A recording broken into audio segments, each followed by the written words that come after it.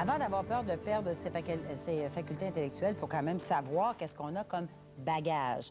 Alors, est-ce qu'on est intelligent, d'une part? Est-ce que le milieu nous influence? Est-ce que ça s'apprend? La capacité d'apprendre, est-ce qu'elle elle se développe? Puis elle peut se développer là, selon notre volonté.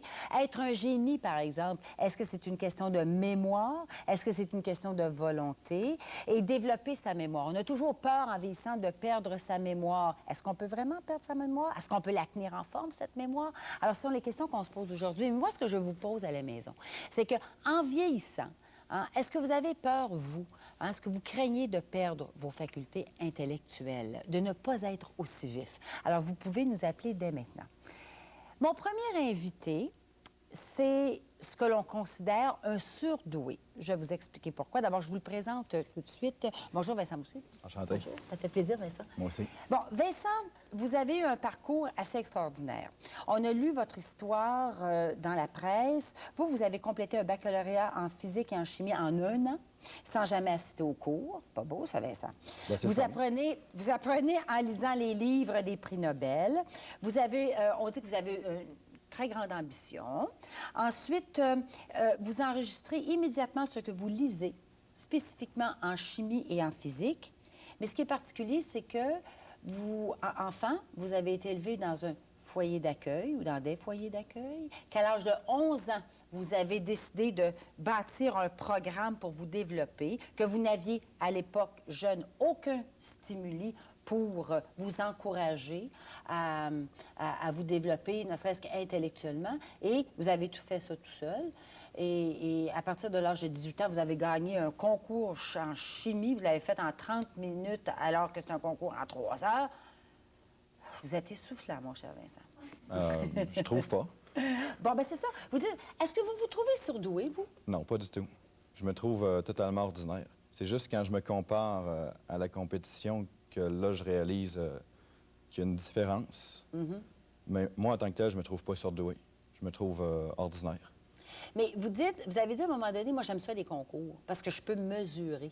Définitivement. C'est parce que quand j'étais à l'école, les professeurs, ils me mettaient toujours les plus mauvais, les mauvaises notes parce que... À vous? Oui, définitivement. Pourquoi?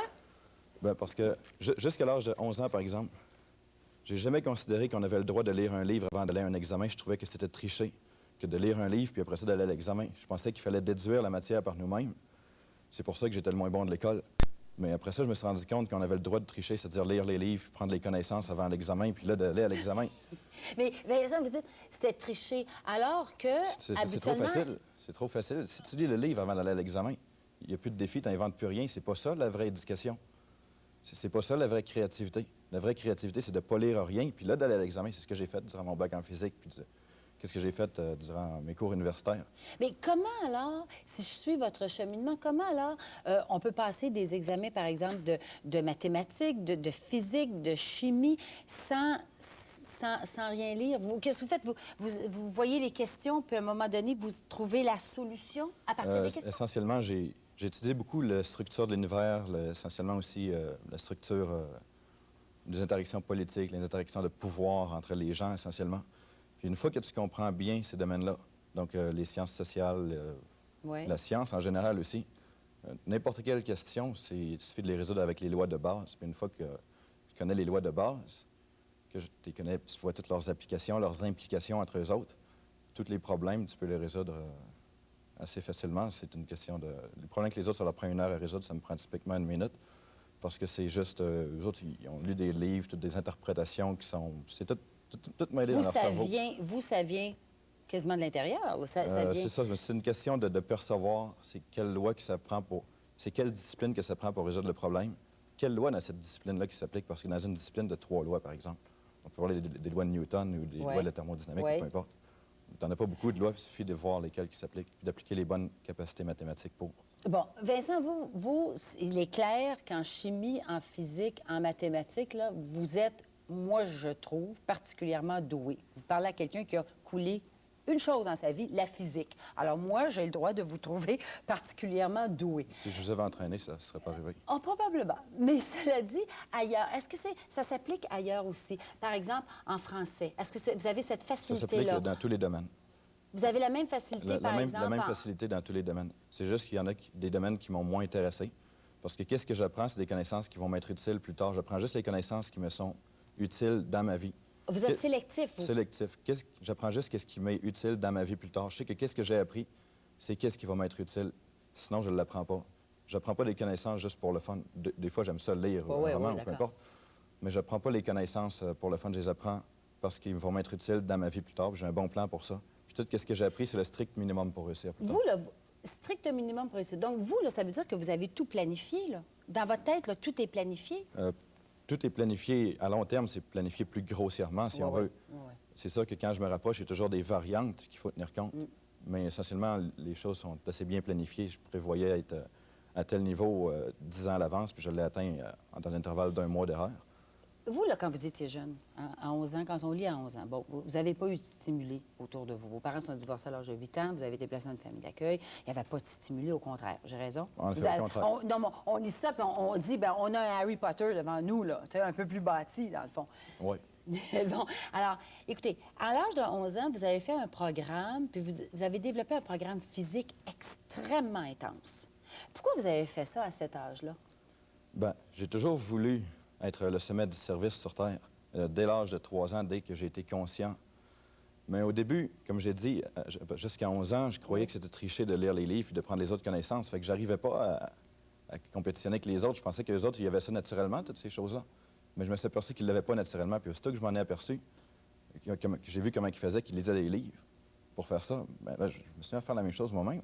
Puis là, après ça, la compétition devient égale à égale. Puis étant donné que je vais développer mon cerveau, aller chercher ces connaissances-là, juste en pensant moi-même très profondément, là, c'est devenu très facile parce que j'avais la capacité de penser très profondément. Ouais. Puis en plus, tu ajoutes qu'ils me donnent les connaissances, ils te les donnent. Donc, c'est simple. Bon, puis le côté physique, quand on dit votre entraînement physique à partir de l'âge de 14 ans, par exemple, on peut lire c'est quasiment masochiste. Pourquoi cet entraînement physique-là? C'était la question que j'étais placé en famille d'accueil, puis ils ont tout détruit essentiellement qu'est-ce que j'avais en termes de capacité physique. C'est pour ça que je porte des lunettes, c'est pour ça que ça m'a causé beaucoup de sévices. J'ai voulu recommencer à la base, c'est-à-dire en faisant une cure de purification, si on veut. Ça, vous avez tout pensé ça à l'âge de 11, 12, 13 ans, oui, là, tout seul, là? Définitivement. Fait que j'ai voulu recommencer à la base, puis après ça, me reconstruire systématiquement, d'année en année, ajouter telle connaissance d'année en année. Au début, je paraissais pas être un être très équilibré parce que j'ai focusé sur la chimie, la médecine. Donc, je lisais juste la médecine, je voulais être le meilleur en médecine pour bien comprendre ce programme-là, parce que j'aurais pu... c'est dangereux de faire un programme comme ça si tu ne comprends pas les implications. Donc, c'est important que je comprenne tout le rôle de tel exercice, de tel nutriment, puis de les optimiser, puis du sommeil aussi. C'est pour ça que j'ai lu beaucoup en médecine, puis que j'ai appliqué ça dans mon développement physique. Puis j'ai été à l'extrême en physique parce que je savais que si je me développais au maximum au point de vue physique, l'intellectuel suivrait. Parce que pour moi, les deux vont ensemble. Quand tu développes bien le physique, l'intellectuel suit. Puis la mémoire, alors, là-dedans? La mémoire, moi, je trouve que la mémoire, on peut la développer beaucoup. Moi, je faisais beaucoup de marche dans la nature. C'est ce qui m'a toujours aidé à développer la mémoore. Bien, comment la marche dans la nature? C'est l'oxygénation du cerveau, essentiellement. La mémoire, c'est d'avoir un bon cerveau bien oxygéné, pas de stress, être en harmonie avec la nature. Pourquoi que je résous des problèmes facilement? Oui. C'est parce que les problèmes de physique qu'ils posent, ils sont en harmonie avec la nature. Ils doivent respecter les lois de la nature. Bon, vous auriez dû me donner des cours, honnêtement, pas, là. Oui, c'est pas long de donner un cours.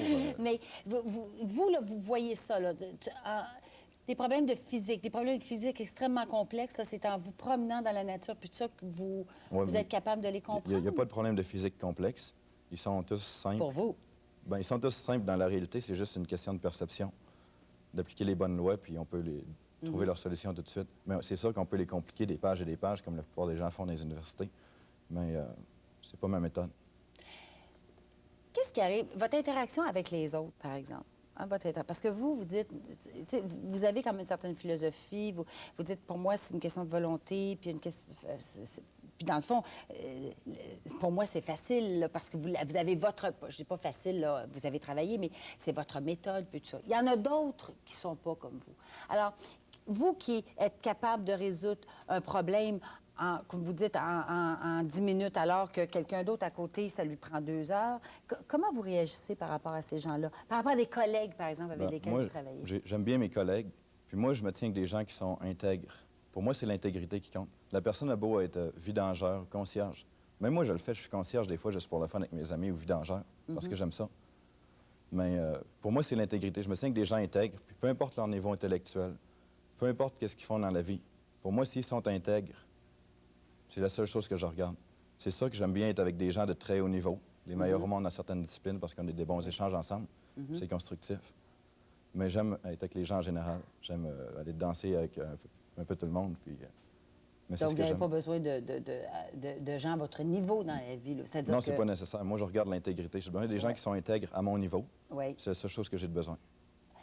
Si je vous pose la question, vous, avec tout ce que vous avez fait, là, malgré votre jeune âge, vous, parce que vous avez quoi? Vous avez 28 ans, là, 27? Est-ce que c'est plus une question de volonté dans votre cas ou de capacité intellectuelle? Je vous ai dit au début, j'ai dit, mon Dieu, je rencontre un génie. Vous avez dit non, pas moi, pas du tout. Donc, pour vous, là, ce développement-là, est-ce que c'est de la volonté que ça C'est prend? uniquement de la volonté. Moi, ça me fait rire les gens qui me considèrent comme un génie parce que, d'ailleurs, je ne crois pas qu'il y ait de génie sur Terre, ni ailleurs, de toute façon. Oui. Mais c'est juste une question de volonté. C'est sûr qu'à la naissance, on a des potentiels quelque peu différents. Mais je crois qu'avec une volonté, puis avec un entraînement, puis une vision, si on veut, on peut atteindre le niveau qu'on veut. On peut le pousser. Là. Qui que ce soit, selon vous? Pratiquement, ça prend une certaine volonté. Oui, La volonté, ça prend un certain quotient minimum. Oui. Peut-être 50, 60, je ne sais pas combien. Je pense que j'ai au-delà de ça. Mais, je pense aussi. C'est juste une question de volonté. Moi, je crois que j'ai penché mon attention là, sur les domaines intellectuels dans le passé. Mais ce qui est le passé, d'ailleurs, c'est ce que je fais plus à présent. Là, qu'est-ce que vous faites à présent? Là? Je suis stratège pour diverses compagnies. Oui. Pour les aider. Chaque compagnie, ils m'engagent parce qu'ils ont des compétiteurs. Oui. Ils veulent éliminer la compétition. Oui. Dans ce cas-là, ils me demandent de faire ça. Puis toutes les compagnies à l'heure actuelle que j'ai aidées, ils ont toutes gagné. Ça a bien été? Définitivement. Il y a des compagnies qui auraient besoin de vous, Enron, entre autres. Bon, écoutez, on a François Gagné. Vous connaissez François? Oui, c'est un de mes bons amis. Oui, bons amis. Alors, bonjour, François. Bonjour, Madame Frila. Ça va bien? Oui. Bon, écoutez... Bonjour, Vincent aussi. Hey, bonjour, François. François, vous avez suivi Vincent pendant 4 ans, je pense? 4 à peu 5 près, ans? oui. Oui. Bon, Vincent dit que le fait qu'il se développe comme il se développe, lui, il ne se considère pas comme surdoué. Au contraire, il dit que c'est une question de volonté. Qu'est-ce que vous en pensez, vous? C'est les deux, madame. Oui. C'est les deux. Je pense qu'évidemment, Vincent et moi sommes un peu en désaccord là-dessus, mais je considère que Vincent et la plupart des personnes qui réussissent de façon exceptionnelle sont des personnes qui ont des aptitudes intellectuelles bien au-delà de la moyenne.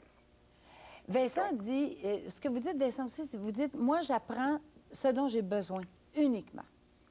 Est-ce que c'est une façon aussi, il y a des gens qui, la plupart d'entre nous d'ailleurs, on se répartit beaucoup, là, on apprend, on veut tout savoir, on focus peut-être pas suffisamment. Est-ce que c'est une façon aussi de se développer, ce que j'appelle, moi, presque de façon hors du commun? J'ai mal saisi votre question. C'est-à-dire que Vincent dit, oui, Oui. il spécifie, hein, il spécifie, vous spécifiez, il nous dit, j'apprends ce que j'ai besoin spécifiquement. Or, la plupart d'entre nous, c'est pas ce qu'on fait, là. On essaie finalement, on touche un peu à tout. Alors, est-ce que c'est une façon, quand on dit que ça prend de la volonté aussi, est-ce que c'est une façon de se développer de façon exceptionnelle, c'est-à-dire de se concentrer sur des choses dont on a besoin uniquement? Oui, c'est une des façons. Je pense que ce qui est frappant, j'écoutais l'entrevue là avec vous virtuellement par le son, et ce qui me frappe, c'est que Vincent parle régulièrement de sa facilité d'apprendre, de la rapidité avec laquelle il peut prendre un volume, passer à travers et le maîtriser. Il y a peu de gens qui peuvent faire ça. Il y a peu de gens qui peuvent tout à coup prendre un chapitre et puis une demi-heure après pouvoir vous le réciter, répéter, qu'ils l'ont maîtrisé. Non seulement qu'ils l'ont maîtrisé et compris, mais ils l'ont mémorisé. Et ça, c'est des habiletés qui sont directement reliées à ce qu'on appelle l'intelligence générale des personnes.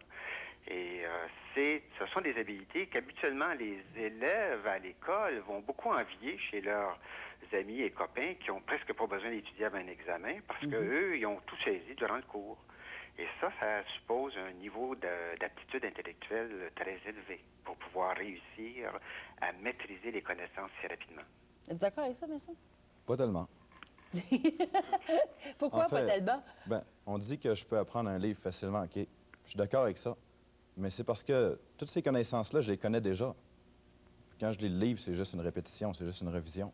Parce que toutes les connaissances dans l'univers, ils se ressemblent toutes, ils se dérivent toutes essentiellement l'une de l'autre. Mais il faut être capable de les discerner, ces connaissances-là, n'est-ce pas, M. Gagné? Ben, si c'était aussi facile pour tout le monde, hein, je pense qu'on n'aurait pas les difficultés qu'on rencontre présentement dans le système scolaire à essayer de prendre les bases du langage, les bases de l'orthographe à des élèves qui sont rendus à la fin du secondaire. Je veux dire, déjà, le défi que les enseignants rencontrent pour faire apprendre des choses extrêmement élémentaires, c'est quand même un témoignage que c'est pas si facile que ça pour la grande majorité des gens. En terminant, M. Gagné, vous êtes psychologue. La question du stimuli, la question du milieu, on dit souvent que c'est le milieu qui influence, qui donne le plus là, pour que quelqu'un se développe. Mais dans votre cas, Vincent, le stimuli, vous ne l'aviez pas, en tout cas pour une partie, là, une certaine partie de votre vie. Alors, qu'en est-il de cette théorie-là, M. Gagné? Les deux sont extrêmement importants, les aptitudes naturelles qui sont à l'intérieur de l'individu et les autres qualités que la personne a. Là. Je veux dire, sa persévérance, sa capacité de pouvoir fournir des efforts de façon consistante pendant longtemps, c'est des choses extrêmement importantes pour la réussite de haut niveau. Mais évidemment, l'environnement joue aussi son rôle et ces deux morceaux-là se combinent de façon différente d'une personne à l'autre. L'exemple de Vincent met plus l'accent sur ce qu'il y a à l'intérieur de la personne. Dans le cas de d'autres individus, on pourra s'apercevoir que l'environnement joue un rôle. Moi, je trouve toujours fascinant, les Olympiques commencent demain, et puis on va voir continuellement les espèces de petites biographies qui vont être faites de ces athlètes-là. Je pense qu'il est intéressant pour les gens qui écoutent d'essayer de saisir à la fois que dans ces biographies d'athlètes de très haut niveau, il y a des gens qui ont manifesté une facilité très grande pour les sports très jeunes, mais qui en plus ont dû ensuite, pendant des années, investir énormément d'énergie et avoir un support familial et un support de l'entraîneur et des supports financiers pour pouvoir atteindre le niveau aussi élevé qui est le niveau olympique. Dans ce cas-là. Écoutez, M. Gagné, je vous remercie beaucoup, beaucoup. Après la pause, on va continuer la discussion, justement, parce que je vous posais la question si vous avez peur de perdre vos facultés intellectuelles. Vincent, un gros, gros merci. Je vous retiens comme professeur de physique. C'est parfait. Ça va me faire plaisir.